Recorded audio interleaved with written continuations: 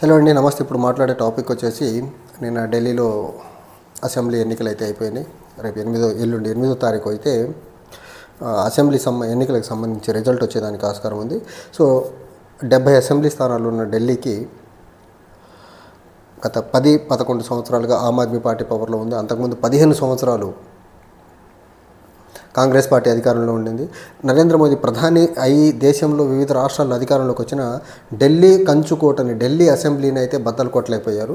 దాన్ని బేస్ చేసుకొని ఈసారి ఎట్టి పరిస్థితుల్లో అన్న ఢిల్లీ అసెంబ్లీ ఎన్నిక గెలవాలని ఒక దృఢ నిశ్చయంతో పనిచేసినటువంటి భారతీయ జనతా పార్టీ ఖచ్చితంగా ఆ దిశగా అడుగులేసిందా అంటే ఎగ్జిట్ పోల్స్ పరంగా చూస్తే మాత్రం డెఫినెట్గా ఒక 2 ఎగ్జిట్ పోల్స్ మాత్రము, ఒకటి క్లియర్గా ఆప్కి ఇచ్చింది వి ప్రిసైడ్ అనేది, రెండోది మ్యాట్రిజ్ అనే ఒక ఎగ్జిట్ పోల్ సంస్థ వచ్చేసి ఆప్కి బీజేపీకి క్లోజ్ కంటెస్ట్ ఆల్మోస్ట్ 32 నుంచి 37 వరకు ఆమ్ ఆద్మీ పార్టీకి ఇస్తే 35 నుంచి 40 వరకు మాత్రం బీజేపీకి ఇచ్చింది.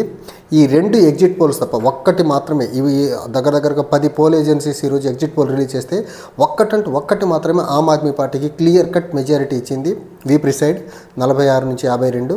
మిగిలిన దాంట్లో మ్యాట్రిజ్ ఒకటి మాత్రం క్లోజ్ కంటెస్ట్ ఇచ్చింది. ఆ క్లోజ్ కంటెస్ట్లో కూడా బీజేపీకే ఎడ్జ్ ఉన్నట్టు కనిపిస్తూ ఉంది.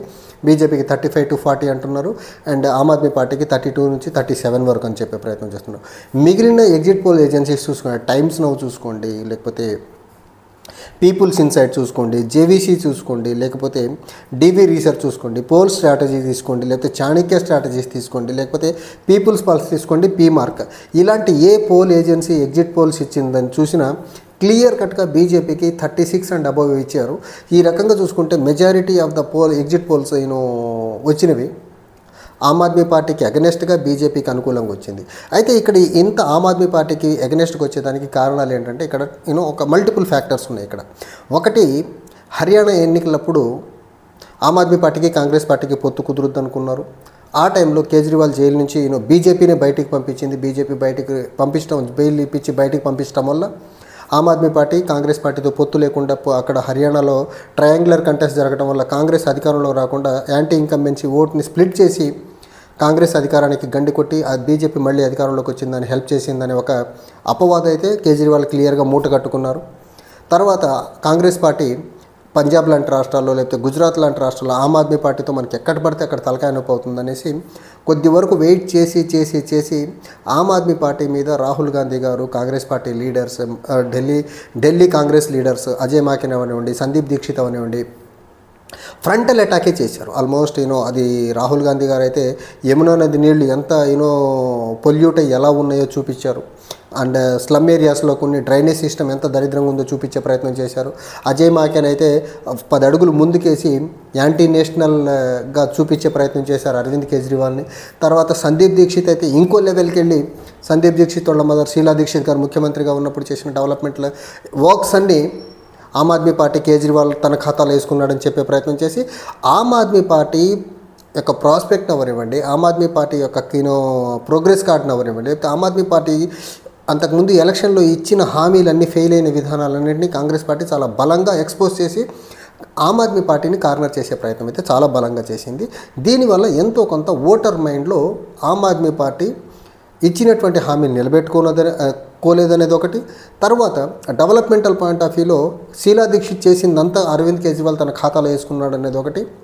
తర్వాత అవినీతి పరుడు అనేది ఒకటి ఎస్టాబ్లిష్ చేయడంలో కాంగ్రెస్ పార్టీ కొంతవరకు సఫలీకృతమైందనేది మాత్రం ఎగ్జిట్ పోల్స్ని బట్టి అర్థమవుతోంది.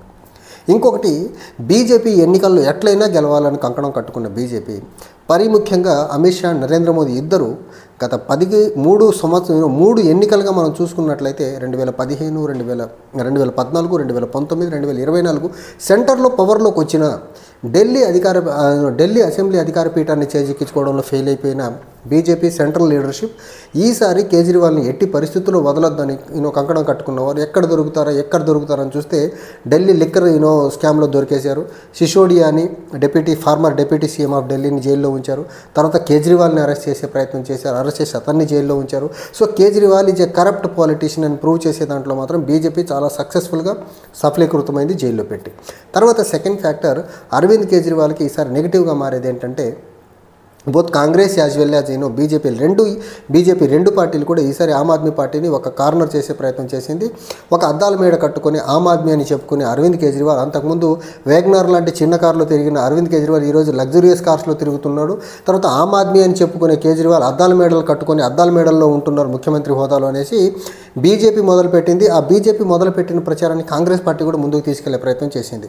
అయితే ఈ రకంగా చూసుకుంటే ఆమ్ ఆద్మీ పార్టీ అండ్ మరీ ముఖ్యంగా Aam Aadmi party national convenor Arvind Kejriwal యొక్క ఇమేజ్ని అంతకుముందు ఆమ్ ఆద్మీ లేకపోతే కామన్ పబ్లిక్తో మింగిల్ అవుతారు, డెవలప్మెంట్ అనే ఇమేజ్ మొత్తాన్ని కొంచెం డీవియేట్ చేసి కరప్ట్, స్వార్థపరుడు, లేకపోతే లగ్జరీ లైఫ్ను లీడ్ చేస్తున్నారు, ఆమ్ ఆద్మీలా కాకుండా అమీర్లా ఉంటున్నాడని మాత్రం చాలా ప్రస్ఫుటంగా ఢిల్లీ ప్రజల మైండ్స్లో ఎక్కించే ప్రయత్నం అయితే చేశారు. దాని పర్యవసానమే ఎగ్జిట్ పోల్స్లో దాదాపు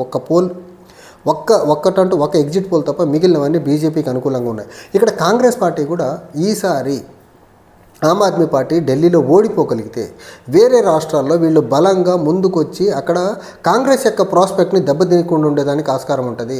కంటెస్ట్ బీజేపీ వర్సెస్ కాంగ్రెస్ అవుతుంది. సో దట్ ఈ రోజు కాకపోతే ఇంకో రోజున్నా మనం బలపడేదానికి అవకాశం ఉందని గ్రహించిన కాంగ్రెస్ పార్టీ ఈసారి బీజేపీ గెలిచినా పర్లేదు, ఆమ్ ఆద్మీ పార్టీ ఓడిపోవాలంటే ఆమ్ ఆద్మీ పార్టీని మరీ ముఖ్యంగా అరవింద్ కేజ్రీవాల్ని స్పేర్ చేయొద్దు అనేది మాత్రం కాంగ్రెస్ పార్టీ క్యాంపెయిన్లో చాలా ప్రస్ఫుటంగా కనిపించింది. కాంగ్రెస్ పార్టీ లీడర్స్ అందరూ కూడా ఒకే తాటి మీదకి వచ్చి ఆమ్ ఆద్మీ పార్టీని అయితే ఎక్స్పోజ్ చేశారు. దాని పర్యవసానం ఏంటి, ఎలా ఉంటుంది అనేది మాత్రం పోల్ రిజల్ట్ రోజు మాత్రం చెప్పగలం. యాజ్ ఆఫ్ నౌ అయితే ఎగ్జిట్ పోల్స్ మాత్రం క్లియర్ కట్గా అవుట్ ఆఫ్ 10 ఎగ్జిట్ పోల్స్ ఇస్తే ఒక ఎగ్జిట్ పోల్ మాత్రమే ఆమ్ ఆద్మీ పార్టీకి ఫేవర్గా ఉంది. మిగిలినవన్నీ కూడా బీజేపీకి అనుకూలంగా ఉన్నాయి. బీజేపీ కానీ ఢిల్లీలో అధికార పీఠాన్ని చేజిక్కించుకోగలిగితే ఆమ్ ఆద్మీ ప్రాస్పెక్ట్ పంజాబ్లో కూడా దెబ్బతినేదానికి ఆస్కారం ఉంది. ఆమ్ ఆద్మీ పార్టీ స్టేట్ పార్టీగా ఇప్పుడు నేషనల్ పార్టీగా ఉంది, స్టేట్ పార్టీగా గుజరాత్లో రికగ్నైజ్ అయింది, గోవాలో కూడా రికగ్నైజ్ ఉంది. సో ఆమ్ ఆద్మీ పార్టీ నేషనల్ స్ట్రక్చర్నే బీజేపీ ఢిల్లీలో కానీ ఆమ్ ఆద్మీ పార్టీ ఓడిపోతే బీజేపీ తన పవర్ మొత్తాన్ని నేషనల్లో, తర్వాత ఢిల్లీలో, సెంటర్లో, తర్వాత ఢిల్లీలో ఉన్నటువంటి బీజేపీ తన పవర్ మొత్తాన్ని ఉపయోగించి ఆమ్ ఆద్మీ పార్టీ యొక్క స్ట్రక్చర్ మొత్తాన్ని వీకెన్ చేసి ఆమ్ ఆద్మీ పార్టీ యొక్క ఎగ్జిస్టెన్సే కష్టమయ్యేలా చేసేదానికైతే ఆస్కారం ఉంది. తర్వాత ఇంకో పక్క ఈసారి ఆమ్ ఆద్మీ పార్టీ ఢిల్లీలో ఓడిపోతే ఇప్పుడు వరకు ఎంతో కొంత నేషనల్ కన్వీనర్గా ఉన్నటువంటి అరవింద్ కేజ్రీవాల్ ఒక డిక్టేటర్లా ఆమ్ ఆద్మీ పార్టీలో చేస్తున్నాడు అనేది మాత్రం ఇంటర్నల్గా అక్కడక్కడ వచ్చినటువంటి వాదనలు.